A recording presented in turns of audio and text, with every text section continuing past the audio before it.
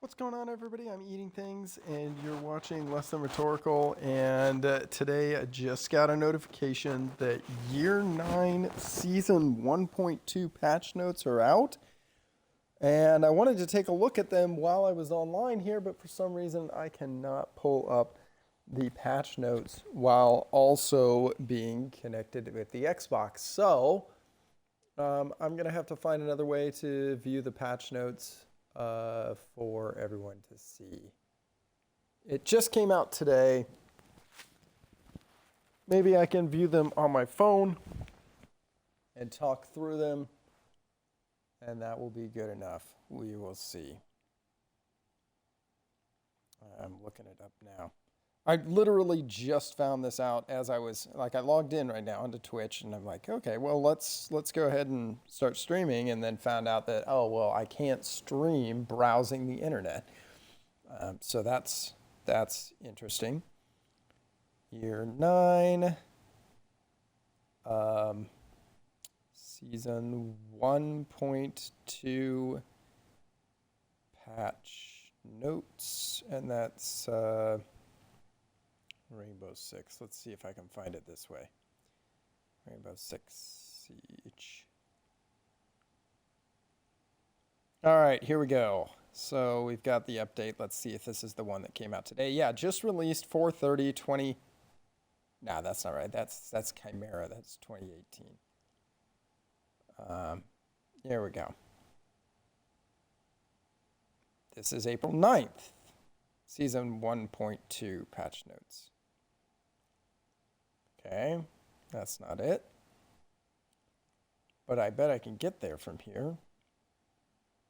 Go to news, latest news, Ubisoft latest news. Let me see. There we go. Year 9, season 1.3. So my mistake. It's season 1.3 designer notes. In the latest edition of the designer notes, we'll go into more details about balancing changes. Uh-oh, looks like some balancing changes coming. Let's take a look and see what's out there. I have not read this yet. So, all right, so they give the basic updates of the presence and wind delta versus the presence. So looks like Ash is really high up there as far as presence is concerned with the ACOG buff. I think everybody just wants to play Ash again, which is great. Ubisoft should take that as a win. That is not a bad thing. Here's why. There are more people playing the game of Rainbow Six Siege today than there have been ever in its existence. There's more people playing the game right now than ever before, according to the numbers on Steam. And that is an indication that they're doing something right, that people want to play their game. And so this should be a real win from Ubisoft's perspective, that Ash is their top operator and everybody loves to play her. That's great. So kudos to Ash. Damus not starting off too well. Really struggling from the win perspective. So Damus right now, win perspective he's actually doing better on PC than on console. On console, it's like less than, wow, man, that's like way down there. Minus 2% out of the total. So Finka is doing very well, as you might expect with the LMG buffs. But on console, she's just kind of average. Let me just pause this scrolling here. Oh man, this is driving me nuts. I'm gonna have to take like a screenshot of this or something. It's crazy. Okay, we just want to look at console for the time being and the win deltas and the. Let's take a look. These are the operators that you should be playing on a regular basis in console. From an attacking standpoint, Monty doing great. Nobody's like really standing out really high, but Monty, Gridlock, IQ, Finka, Thatcher, Ram, Nomad, Thermite, Twitch, Flores, Osa, Ace, and Ash. All of the operators I just listed are above They're winning more than they're losing in each match. And overall attacking looks pretty good. Defenders that you definitely want to play. These are the ones that really stand out. Capcan, Frost, Rook, and Malusi. Capcan, Frost, Rook, and Malusi are way above all the rest. Malusi's got to get a nerf. I can see it already. She's currently like way up in the wind delta. The meta just doesn't permit Brava to do a really good job of taking over the Banshees. And so it's too high paced for Brava. Maybe what they do is they buff Brava. I honestly think that would be a better nerf to Malusi than to nerf Malusi. Just buff Brava where it takes less time to take over the gadgets. Maybe do something like that. But Malusi right now is way higher than she should be, and way higher in the presence as well. Next to those is Mira, Valkyrie, and Legion.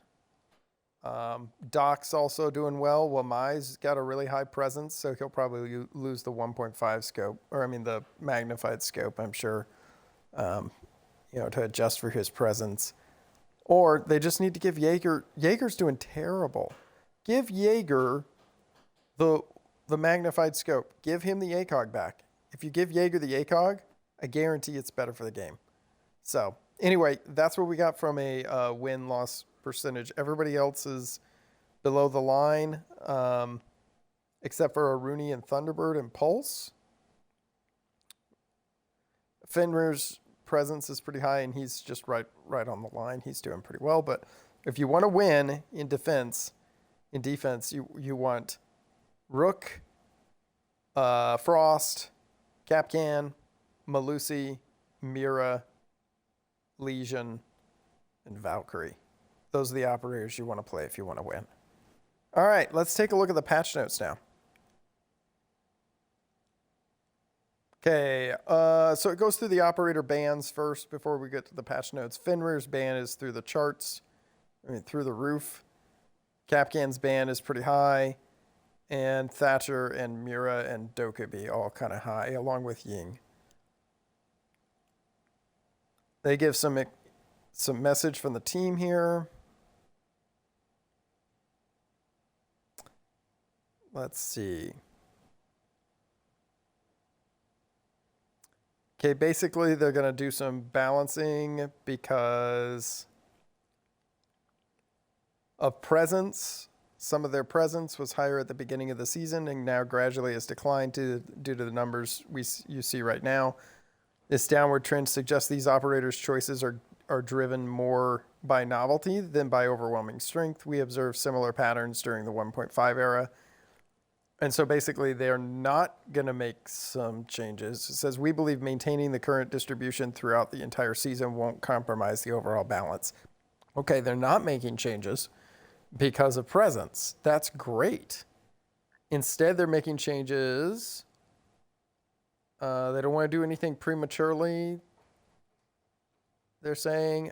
But here's what they have decided to do. Azami. The Kiba barriers. They are increasing by 10% the damage received by high caliber handguns and revolvers. Interesting.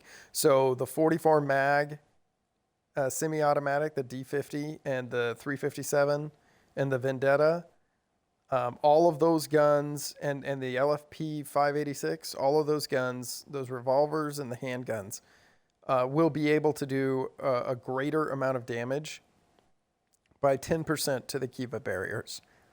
They've also increased 10% the damage received by medium caliber submachine guns and assault rifles. So basically everybody's getting 10%. And then the assault rifles like the AK-74M, the ARX-200, M4, the Spear, and several other assault rifles and light machine guns. So the LMGs are only getting a 5% damage increase to the Kiva barrier. So it should be easier to break Azami's barriers in the future, which is great because the nerf didn't do anything at all to her. The weapon-based damage, the damage drop-off curve The distance to the barrier and the barrier resistance are just a few of the variables we need to consider for the 100 weapon items. I just put us, sorry, we're talking about zombie, so we should have a zombie on the screen. 100 plus 100 weapons available in this when balancing this system. We were already aware the Kiba barriers might still require too many bullets to be destroyed by certain weapons. However, we wanted to be cautious. So they were being cautious before. They're saying that caution, we're throwing caution to the wind now. Let's skip on down. Despite the data showing that the new feature is being utilized, the lifespan of the barriers hasn't significantly changed. This suggests that attackers continue to face challenges when dealing with them. Explosives and melee attacks remain the primary methods of destruction, making the risk associated with shooting a barrier still too high. So they're decreasing the risk by making it easier to shoot. Fair. That's fair. Okay. And I think that'll be good. There'll be some fun things to playing a zombie a little bit differently with the nerf that's coming out. So I think that'll be good. It'll be good not to be stuck in the same zombie strats every single round. Yana. Secondary gadgets. They have added the Impact EMP grenade. What? And remove stun grenades. Ooh, that's big. So the stun grenade is going to go away, and Yana will now be a support operator with an Impact EMP. And also, I kind of think that's fair too, because her utility is better to support the team as opposed to being a solo pushing operator, which is what she is great for right now. I'm going to have to find another operator to play who has flashbangs. Just feel like there's not a lot of great operators from a solo perspective. She'll have the Impact EMP instead, so that's really good. The next one up. Next change is to Lesion. My boy Lesion. Initial damage is being reduced to 5%. No. I'm sorry. Reduced to 3 HP from 5. So the initial damage will be less. And the gadget refill timer increased to 25 seconds from 20. Man, they mess with Lesion all the time and can never decide what to do to get this operator right. This is the biggest impact. Secondary gadgets, added observation blocker, and removed impact grenades. Oh, that's rough. So you can still take the shotty, that's great, but no more impact grenades for Lesion, which means you got to make your own rotates with the shotgun. It's fair, it's just rough. So now instead you'll have the observation blocker. Personally, I don't see much of a need to bring the observation blocker. I'm bringing the bulletproof cam. So I'm going to go ahead and select that right now so that that's on here.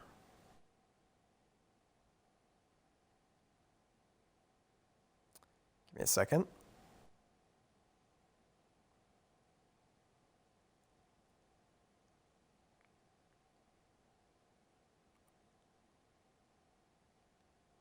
Okay. I was just reading through here. So since the removal of the cloaking from his goo mines, we've observed positive changes in performance despite the uncloaked mines. The number of mines triggered per round has remained relatively stable. So basically they're trying to adjust for that. Regarding the secondary gadgets, we believe that the goo mines should be enough for slowing down ballistic shields, and impact grenades give too much flexibility. So we're going to change them from for observation blockers, which also synergizes well with his primary ability, providing extra protection. All right, that's junk. It doesn't actually synergize with his primary ability at all, because you're not going to put down an observation blocker in the middle of the round to hide a goo mine. So that's not true.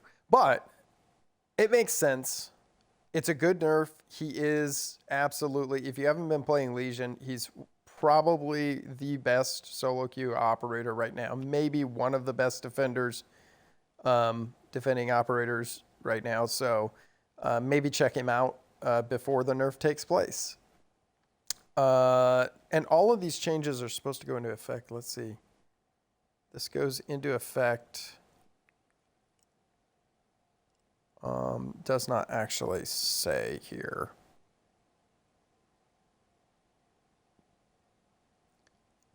So it looks like it's just coming. Usually when they announce stuff like this, it's like 2 weeks. 2 weeks from now. So expect Legion to get a nerf in a couple weeks. 2 or 3. Okay, next up is Nook. Oh, I hope they're buffing Nook. She has not been great for a long time. Where is Nook? All right, Nook, let's get on the screen here. Let's see what we've got. Okay, her presence reduction. So duration increased to 30 seconds from 20. Big deal. Cooldown increased to 30 seconds from 20. Oh, that's a nerf. So you can use her presence reduction or her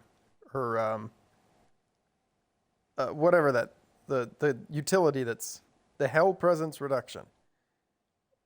You can use it, but you can only use it for 30 seconds, and then you got to wait 30 seconds to use it again for the cooldown. That's rough. The recent changes to frag grenades along with, so she does have frag grenades, along with an increased operator access, have had a negative impact on Nook's presence.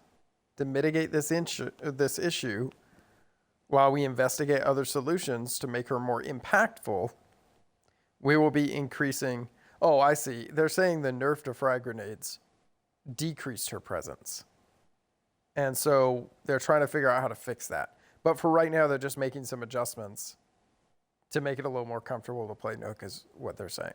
Okay. All right. Yeah, I don't think that's going to do anything to Nook. If anything, it feels like a nerf. So, yeah. I mean, 30 seconds is a long time to be on your, to be invisible to cams. But you can see her if she moves. And as an attacker, you have to move. Like, you can see the little blips on the screen where she is. So to me, her ability is either not strong enough, or it's just here's what needs to happen with Nook. Bring the silent step back. That's what needs to happen. That made her useful. It's either that or you're going to have to make her guns better, or something like that to make her useful. I mean, like maybe take away her really bad gun. It's not great. And give her something else. I don't know. But that's what they're doing to her. Back over to defense. We're going to Oryx. So Oryx, the dash, his Rima dash, will destroy deployable and Talon shields. The dash is not interrupted. Okay, so basically now Oryx will be buffed to be able to run through OSA shields. So he can just run straight through an OSA shield and knock OSA over on the other side of the shield. Good change. We're updating the Rima dash to improve comfort and consistency from now on. Deployable shields and Talon shields will no longer impede Oryx. So he could also roll. So if he was hiding behind a deployable shield, a defender deployable shield, it looks like he'll be able to roll through that and knock someone over too. That sounds pretty cool. Sense. Oh man. Now here's an operator who needs some help. Sense. Okay.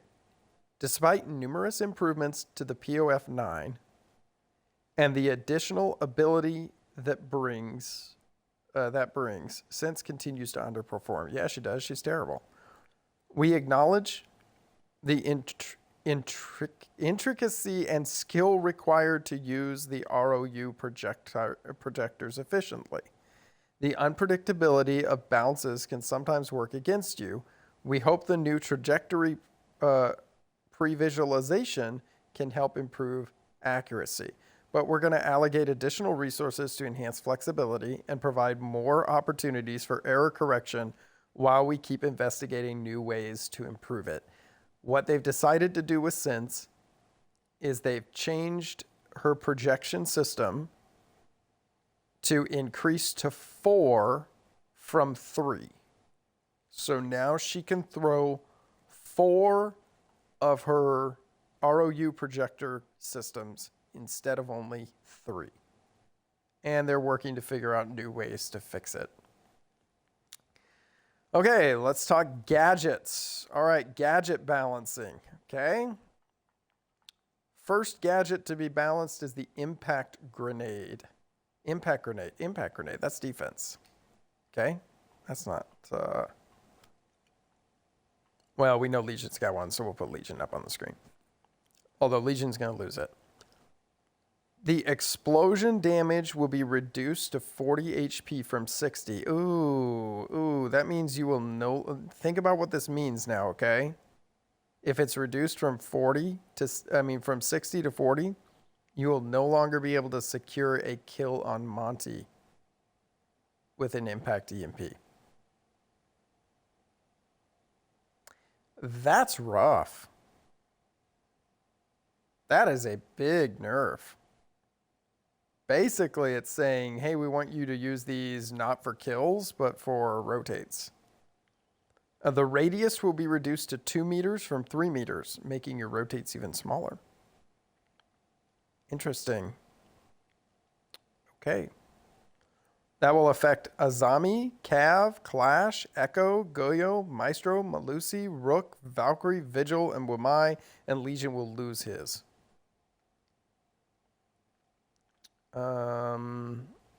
Okay.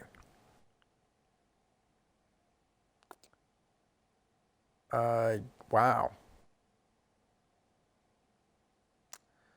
So the reduction in explosion radius will yield 2 key effects: impact tricking countermeasures. Attackers can prevent it by positioning the hard breach device close to the ground as possible in additional locations. And defenders must be more accurate to do it successfully. Basically, impact tricking is going to be really tough now because it's a whole meter less in space, so you can't just like throw it at maybe the top middle, and get the device on the far right or left of the wall. You have to choose: is it going to be on the right side or is it going to be on the left side for where you're going to do your impact tricking? That's just too much work. You might as well just bandit trick. So just stop impact tricking. It's unfortunate. Precision requirement for utility clearance. Defenders must exercise greater accuracy when dealing with attackers' utilities, such as air jabs, claymores. This adjustment allows attackers to place more reliance on the type of gadgets and experiment with unexpected placements. I don't feel like I don't feel like my gadgets aren't working for me. I hear an impact grenade and I turn around and I face the direction the grenade came from. I mean, I guess some people must feel that's a problem. I don't feel it's a problem, but okay.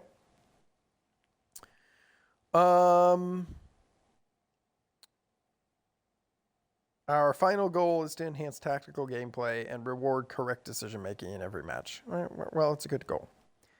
All right, weapon balancing. The ballistic shield. Guard break. Explosion trigger threshold reduced to 30 damage from 50. Is that Clash?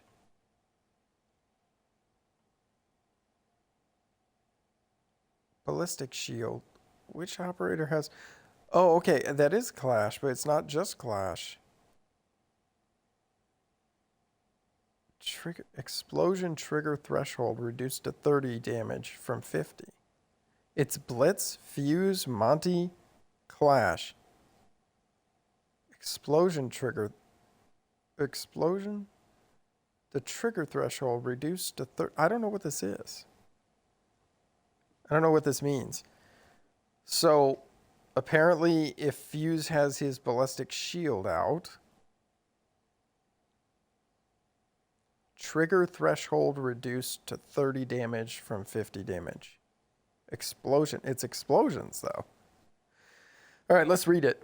Our goal is to ensure that the impact grenades remain effective counters against ballistic shields. Oh, okay. Because of the recent damage change, we find it necessary to adjust the threshold for breaking a shield owner's guard.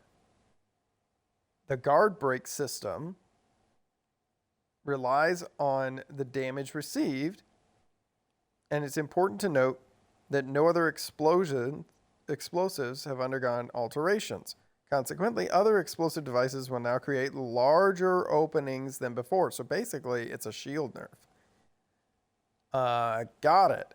So if you're Monty or your Fuse or your Blitz or your Clash, and you've got your shield up, and somebody throws an explosive device at you, and it detonates in front or around you, the damage absorbed will not be as much as it used to be from your shield. Okay, fair enough. That's not a bad change. That's probably something that needed to happen, because if you look back at the presence, which I know we can't because I'm on the Xbox here, but if you look back at the presence and you look at the win delta for attackers, Monty is, let's find the...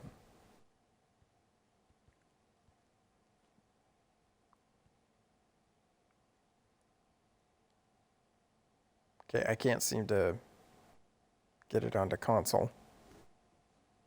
Let me just refresh. Here we go. Okay. Monty is presence-wise not picked very frequently, but he's definitely win-wise higher up there than some of the other attackers. So, I mean, like, if you look at... oh, I can't pause it. Goodness. If you look at... Shoot, come on, let me... Okay, this is ridiculous. Anyway, Monty's high up there. So just deal with it. All right, and that's it. Those are all the patch note changes for this update. Cool. I mean, tell me what you guys think about these changes down in the comments.